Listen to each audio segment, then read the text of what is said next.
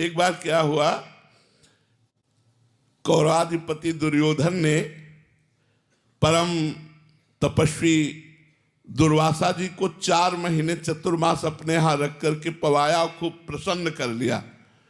दुर्वासा जी ने कहा वरदान मांगो।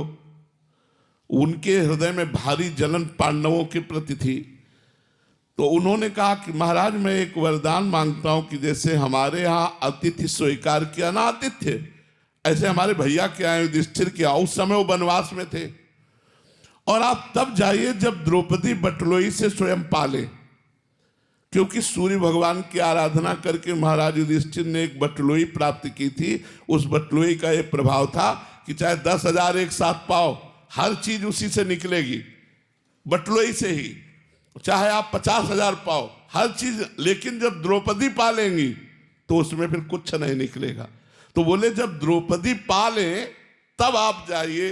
तो 60,000 शिष्यों के साथ दुर्वासा जी पहुंचे वन में।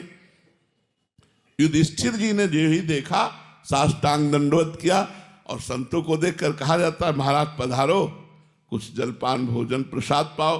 तो दुर्वासा जी ने कहा मैं यमुना स्नान करके आ रहा हूं, अब तैयारी करो।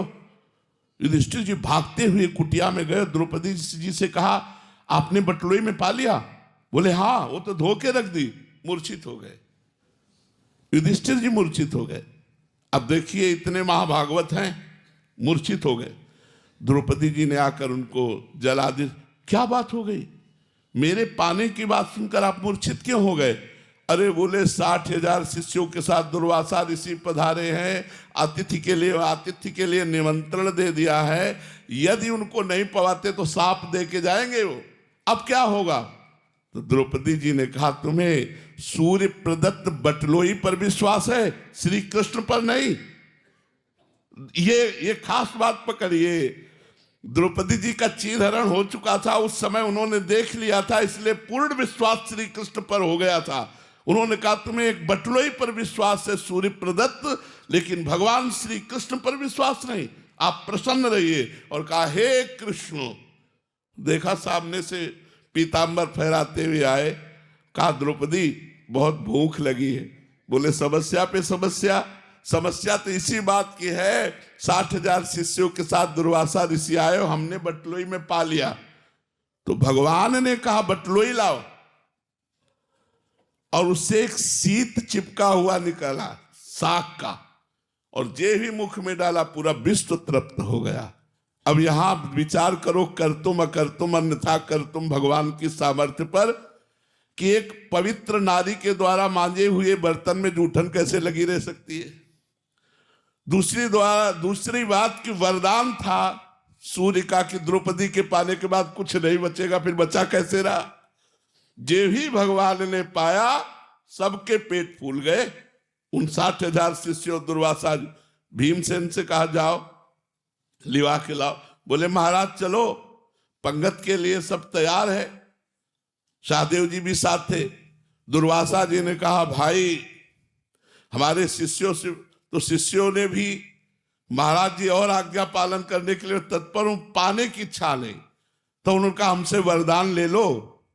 ये पूज्य मथुरा दास जी के मुख से सुनी बात, महाभारत में उसे दूसरी तरह थोड़ा यहां लिखा हुआ है। बोले हमसे वरदान ले लो लेकिन भोजन की बात मत करो।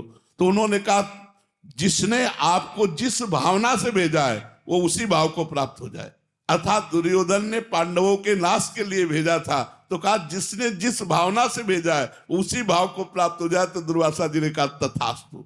तो हमको भागवती घटनाओं से संकेत मिलता है कि हम भगवान पर सीधा विश्वास नहीं कर पाते, हम अन्य विश्वास तो कर लेंगे। मान लो कोई पदाधिकारी है और वो फोन दे के जाए कि देखो कोई समस्या हो तो आप फोन करना, तो हमें उसको इस बात पर विश्वास रहेगा कि हमारा पदाधिकारी, लेकिन भगवान कह रहे हैं अनन्यस चिंतयन्तो माम ये जना पर्युपासते तेषाम नित्याभियुक्ता नाम योगक्षेमम वहाम्यहम्। मैं उसके योगक्षेम का वान, मुझे इस बात पर विश्वास नहीं। अखिल लोक ब्रह्मांडों के ईश्वर पर विश्वास नहीं और एक पदाधिकारी पर विश्वास हो जाएगा। हे भगवान आप देखो, ये कोई भक्त ही शरणागत भक्त ही कर सकता है। श्री राधा वल्लभ लाल की।